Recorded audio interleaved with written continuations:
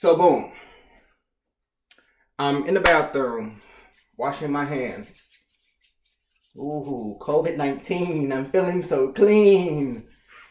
And then I realized that I had been in the bathroom for about 10 minutes. I was scratching an itch that I didn't even know was there. And I had to take a step back and like sit down and think about this because I had seen TV shows about that. I was moving towards a spectrum, an end of a spectrum that I don't know. So, um, even though that there is this part of the climate, there's another part of the climate that goes along with it. So I decided to write about it.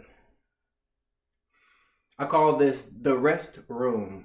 And in the beginning, I just wanted to say something like the word that I was looking for was valuable that night that we were both sitting down in my car. I don't think that you're fragile. You're priceless. I don't know why I couldn't think about that before, but get into this.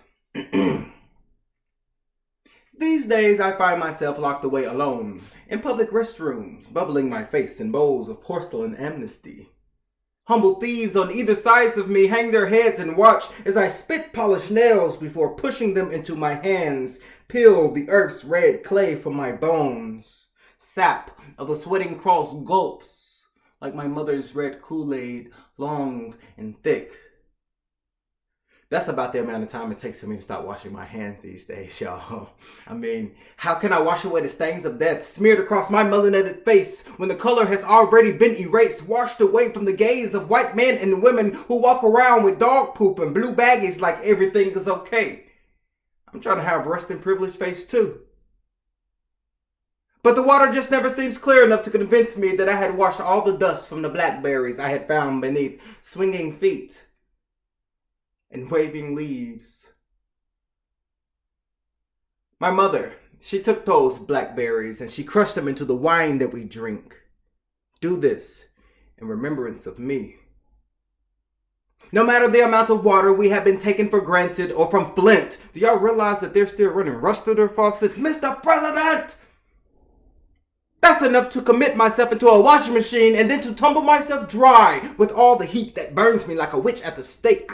I've been burned. And I have burned so many people and animals and bugs and clothes and carpets with my own gasoline insecurities dripping from my good intentions because I must remain clean. And instead of blaming someone else because I must remain clean, scrub into the clay pills, I understand the need to blame someone else. Someone like me. And anybody else who looks like me. I blame myself too. Even though I had done absolutely nothing to deserve your lathery wrath. No more than the billions of organisms upon my hand deserve my scrub of death. The burned-in branded rings around my sink only bottlenecks my kinks. I'm cleaning the face bowl, and then the countertops, and then the mirror, and then my hands again, and then the face bowl, and then the countertops, and then the mirror.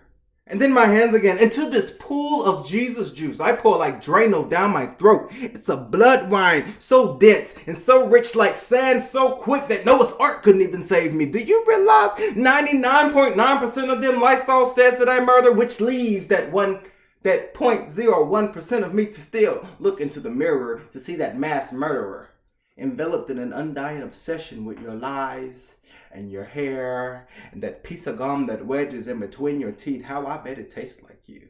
And such a good night's sleep. How are you resting though? Knowing that lay divinity abreast our connect. How are you still living with me stained on your hands? Me still dripping from your knuckles as your crimson colored heels paint footprints back to an empty turned over bucket and bruised and praying knees and wet faces and twisted faucets, dried hands, stare into the mirror. That's about the amount of time it takes for me to stop washing my hands. And then I realized that, okay, I'm clean, right? For now. I mustn't touch a thing, nor should I let anyone near me. I shall spray a wall of health. So much so that the clouds shape into you, walking through the fog towards me to jingle that locked doorknob. You know, like at Christmas time and when reindeer fly, because you realize that I was alive. Because you realize that I had a life. Because you realize that you stole it. Because you realize that you have forgiven yourself. And you kind of miss me. And must see me again. Thank you.